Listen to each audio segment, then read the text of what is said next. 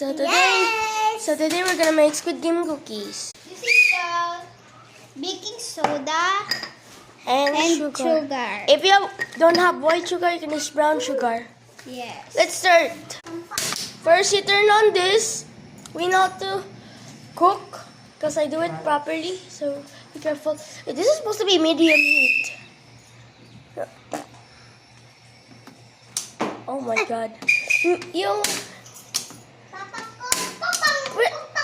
No, press mo. This nothing. Wait. So it's done. So just put it in medium heat. So we're gonna put it in the medium heat. Sorry, what's that noise? You're just gonna do this. So next we'll add sugar. Yes. Just put like a teaspoon of sugar. Where's the spoon? Spoon. Ay, masunog. Or you can add like this if you like. Let's just do 2 spoons. It's supposed to be 4 spoons. Huh? 3. Fine, 3 na lang. Ganyan. Let's put.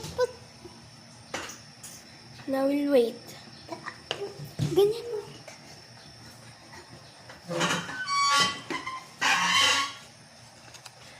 We need to use a wooden spoon. We're using this because it's bad using metal.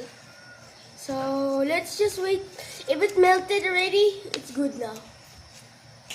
Okay, let's pause. Okay, now it's done. Put a pinch of baking soda. Okay, let's...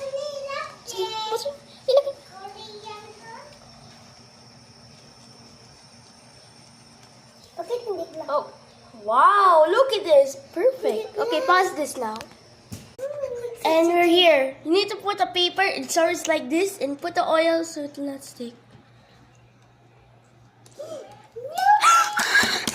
Okay, let's pause. So guys, this is work. It works. The problem is it's kind of ugly, but at least it works. So thank you for watching.